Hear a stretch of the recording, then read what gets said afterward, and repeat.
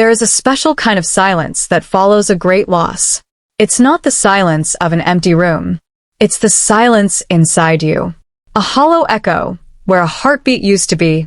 My name is David Carter. And for 22 years, my heartbeat was my wife, Eleanor. For 2 decades, I built my life around 2 pillars, my family and the company we built from the ground up, Carter Innovations. Eleanor was the soul of both. She had a laugh that could disarm a boardroom and a kindness that could melt the hardest heart. And she had a son from a previous marriage, a boy named Leo. He was 8 years old when I came into his life. Shy, wounded from a father who had vanished. I made him a promise. I looked into those big, uncertain eyes and I said, I will never replace your father, but I will be your rock. I will be here, always. And I was. I taught him how to ride a bike. I stayed up late helping with science projects that involved far too much baking soda and vinegar. I dried his tears after his first heartbreak. And when he graduated business school, beaming with pride, it was my name he called out from the stage first. Thanks, Dad. That word, Dad. It was the greatest title I ever earned. Greater than founder. Greater than CEO. I brought him into the company, not as a favor, but because he was sharp, ambitious. He learned fast. Too fast, some might whisper now. But back then, I saw only a son, eager to make his father proud. Eleanor would watch us in my home office, late at night, debating marketing strategies, her face glowing with a contentment I thought was unbreakable. My 2 boys, she'd say, setting down mugs of tea, building an empire. Our empire. A family empire. But empires have cracks. Tiny fissures you never see until the earthquake hits. Our earthquake had a name, glioblastoma, a brutal, ugly word that stole the most beautiful person I've ever known in less than a year. The last 6 months were a blur of hospitals, hushed voices, and the slow, cruel dimming of her light. Through it all, Leo was my anchor. We held each other up. We made promises to her, together, by her bedside, to look after each other, to honor her legacy, to keep the family and the company strong. The day she left us, the world didn't just go quiet. It went mute. At the funeral, Leo stood beside me, his arm around my shoulders, both of us shattered. He gave the eulogy. He spoke of her love, her strength. He looked at me, tears streaming down his face, and said, she left us with a mission, to be the men she believed we were. The crowd wept. I wept. I believed every word. In her will, everything was clear. Her 50% share of Carter Innovations, the company we started in our garage, went to Leo. My 50% remained with me. The CEO title was to be decided by the board, but her wish and recommendation was that Leo and I lead the company, together as co-os. It was a symbol, a final act of stitching her family together. The board, out of respect for Eleanor and for my decades of leadership, agreed. On paper, it was a transition plan. In my heart, it was a life raft, a reason to get out of bed, to face the world with my son by my side. The first board meeting as official co-SOS was a week after the funeral. Leo was quiet, respectful. He deferred to me. Dad knows the roadmap, he'd say. I'm just here to learn, to support. The board members nodded, offering sympathetic smiles.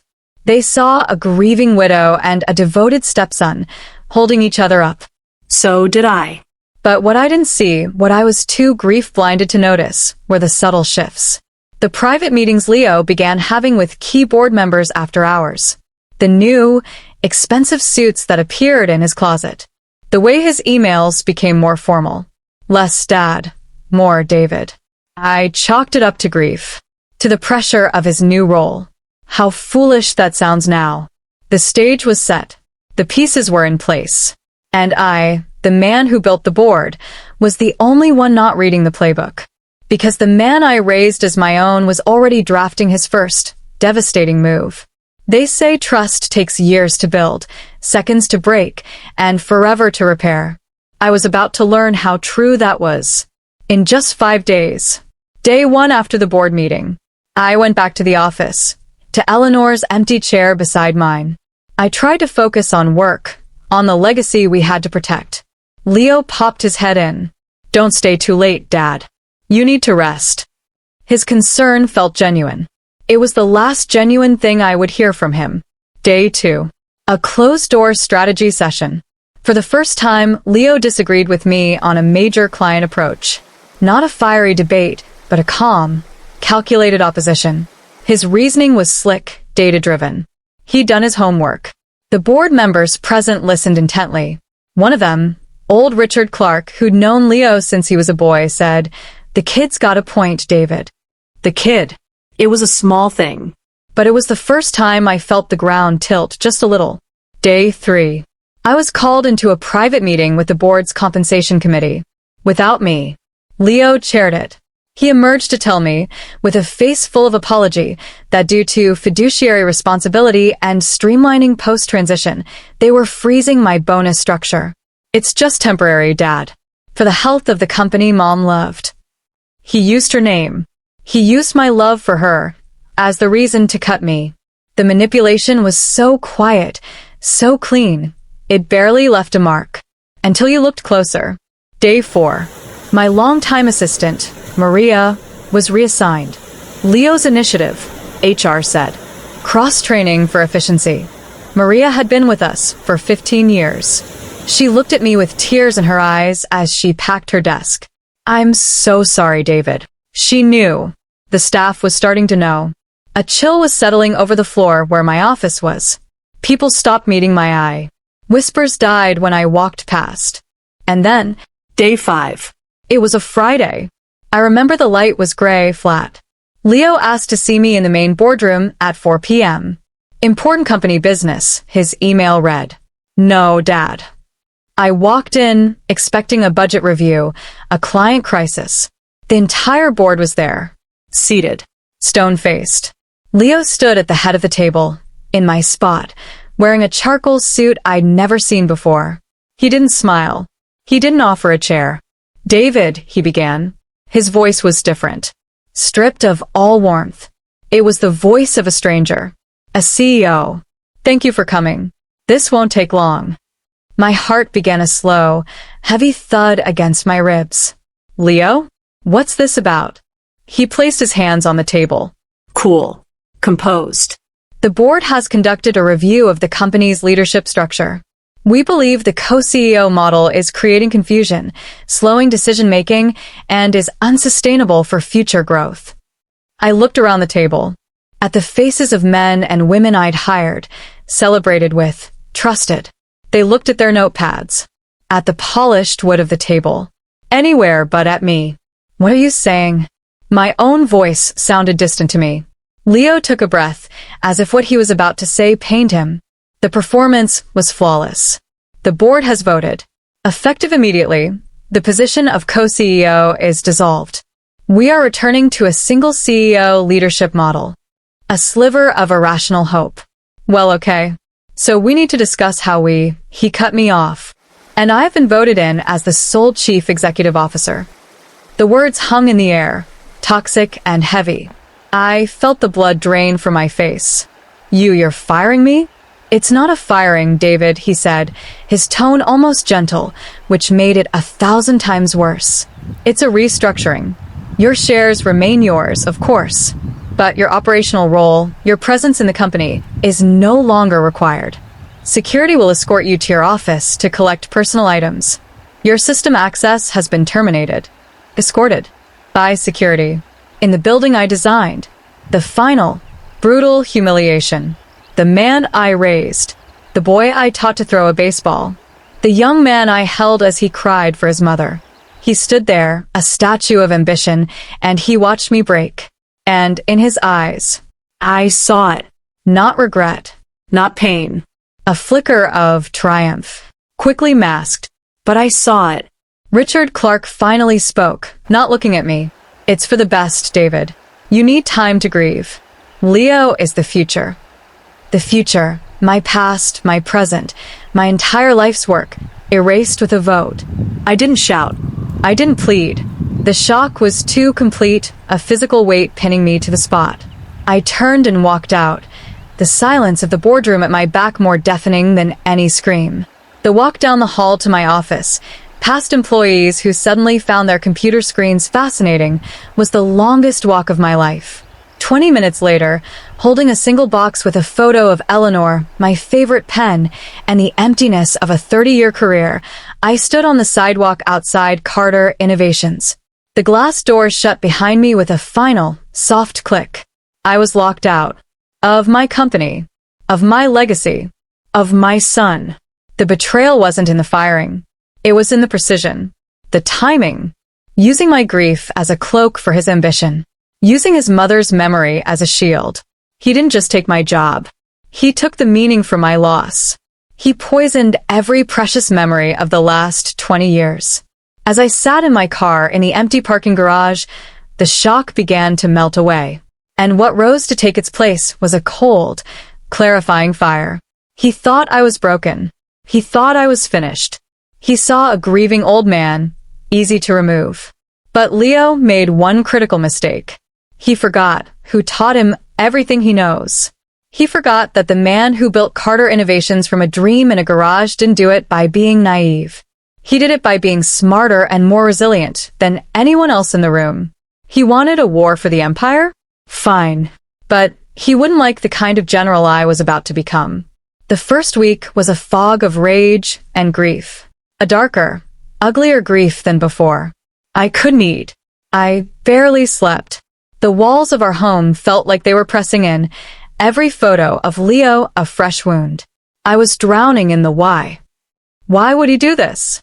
Was it all a lie? Every moment, every "I love you, Dad." But you can't swim in why. It will pull you under. I had to find solid ground. And I found it in the one thing he couldn't take from me. My mind. My knowledge. My 30 years inside the heart of that company. I stopped asking why and started asking how. How did he do it so smoothly? He needed the board.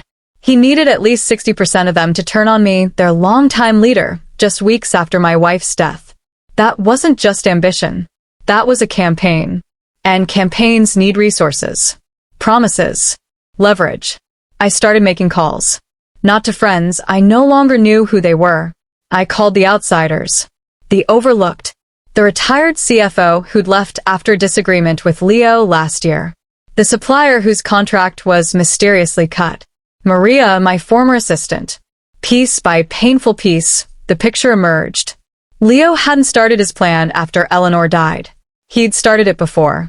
During those long months in the hospital, while I was holding her hand, he was holding secret dinners with board members.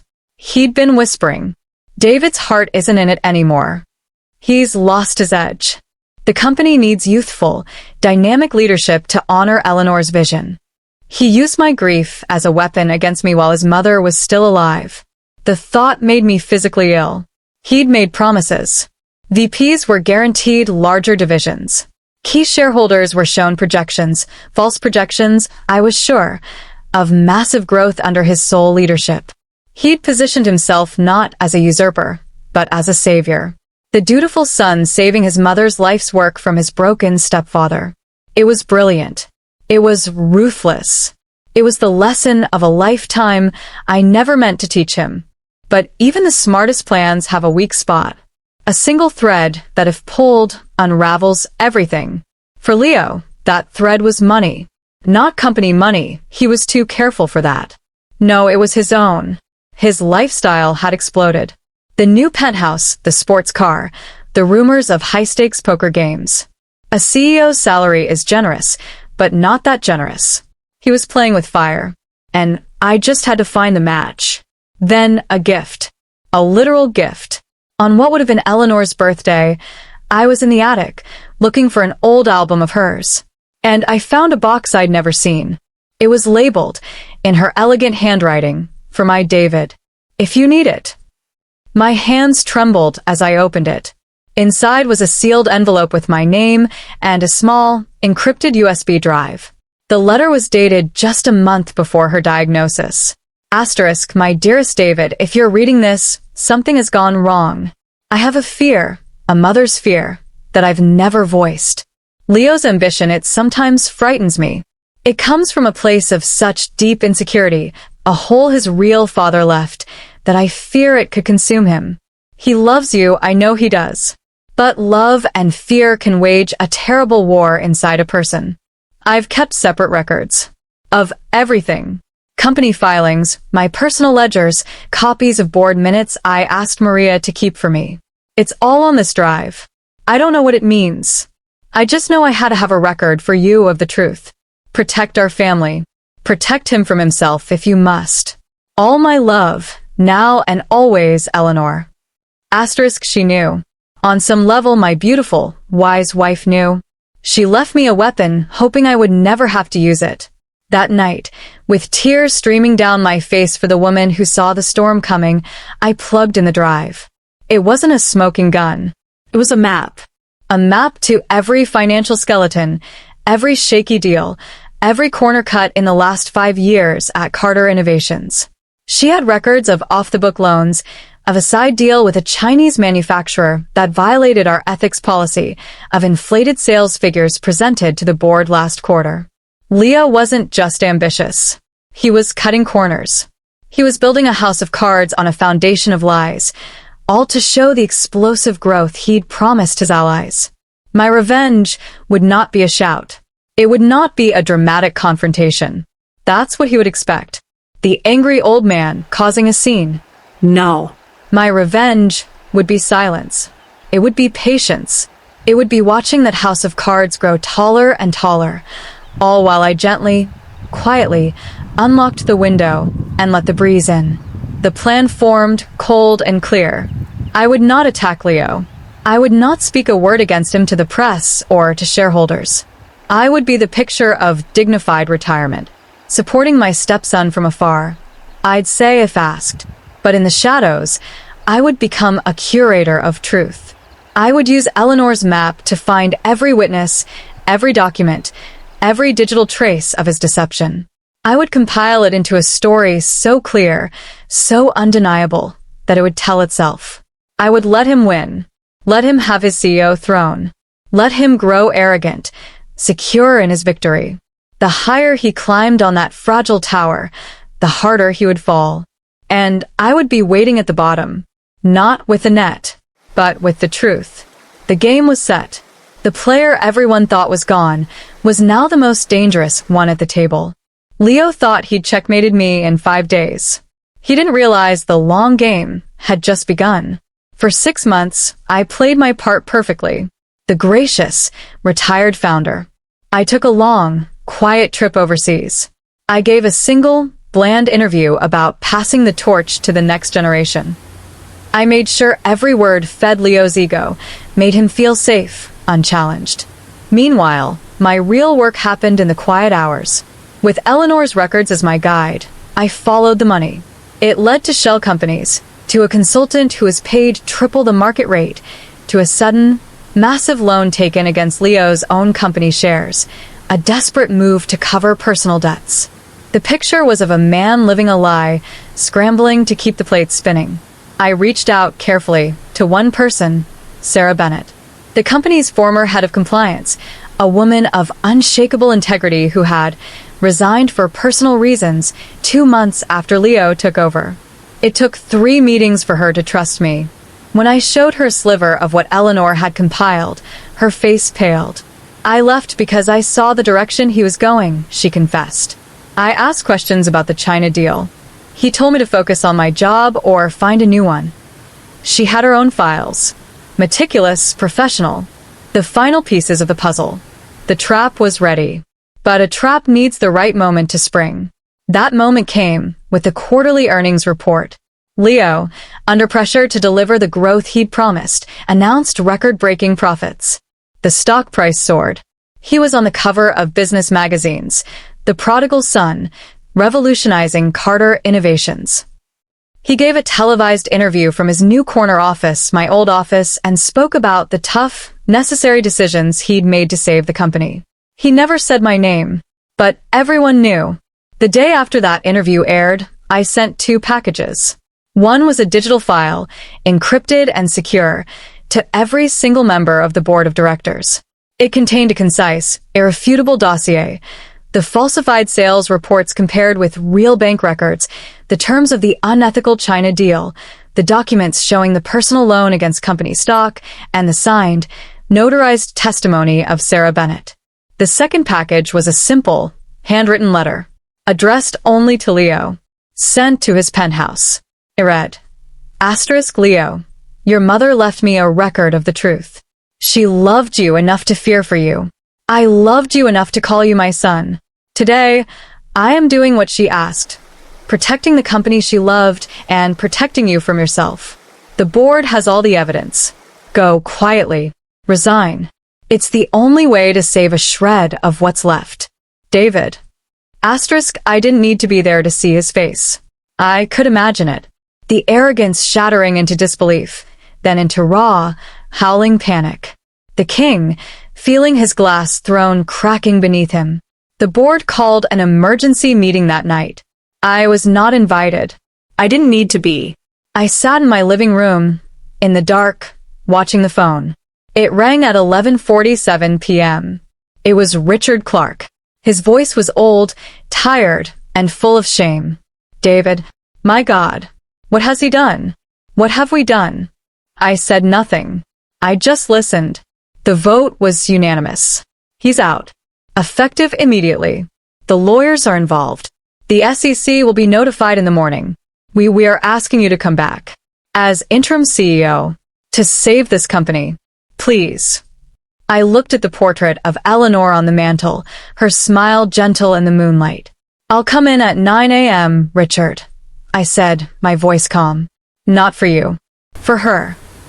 The next morning, the business world exploded. News alerts buzzed.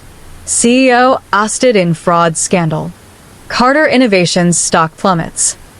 Founder David Carter returns. I put on my best suit, the one I'd worn to Eleanor's funeral. It felt like armor now. As my car pulled up to the building I'd been escorted from, a crowd of reporters swarmed. I didn't stop. I walked through the glass doors, now held open for me by a security guard who wouldn't meet my eye. The ride up to the executive floor was silent. The doors opened. The staff was gathered, their faces a mixture of fear, awe, and guilt. I walked straight to the CEO office. The door was open. Leo was inside, emptying his desk into a box. The same kind of box I'd carried out. He looked up. The brilliant, cunning CEO was gone. In his place was the lost, scared 8-year-old boy I'd met a lifetime ago. His eyes were red, hollow. We stared at each other across the expanse of the office, a canyon of broken promises between us. He spoke first, his voice a ragged whisper. You destroyed me. I shook my head slowly. The weight of it all, the love, the loss, the betrayal, finally settling on me. No, Leo. You were destroying everything your mother built. Everything we were. I just removed the detonator. He had no reply. The truth is an answer to every argument.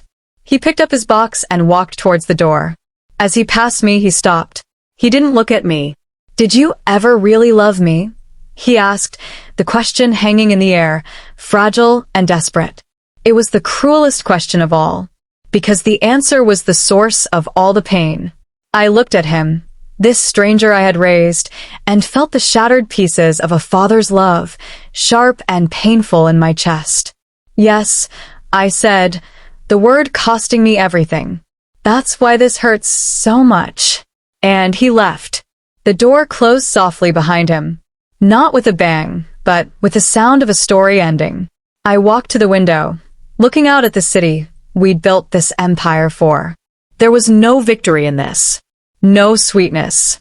Only ashes and a hollow, echoing quiet. I stayed as CEO for 1 year. Just long enough to stabilize the company, to repay the debts, to install Sarah Bennett as the new head of a reinforced ethics committee. Then, I retired for good.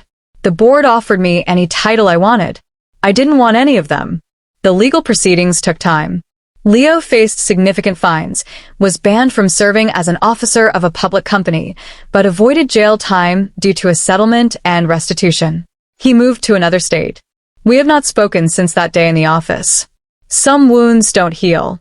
They just scar over, a permanent reminder.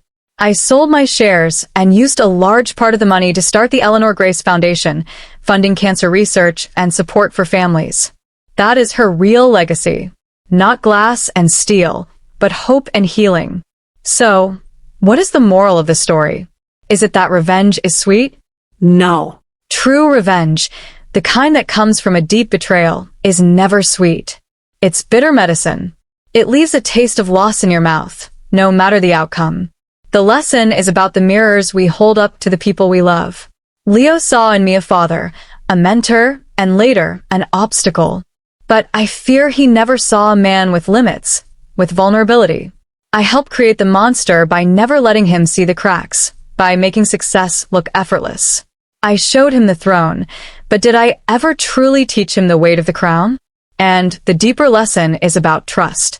Trust is the most beautiful and the most dangerous thing we give to another person. It must be protected, but it must also be watchful.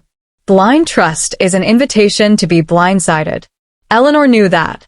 She loved unconditionally, but she saw clearly. She left me the tools not for vengeance, but for protection. Family is not just blood or a name on a door. It's a sacred covenant. When that covenant is broken for power, for money, for ego, the fallout destroys more than careers. It destroys souls. I loved a boy who no longer exists. I grieve for him almost as much as I grieve for his mother. The man who took his place, he is a consequence. A lesson written in the hardest stone. So, if you take anything from my story, let it be this. Build your empires. Chase your dreams. But never use the people who love you as stepping stones. Because one day, you'll look down from the height you've reached, and you'll see that the foundation you shattered was the only thing that was ever truly holding you up. And the fall from that height is a lonely, silent journey all the way down. This was my story. Thank you for listening.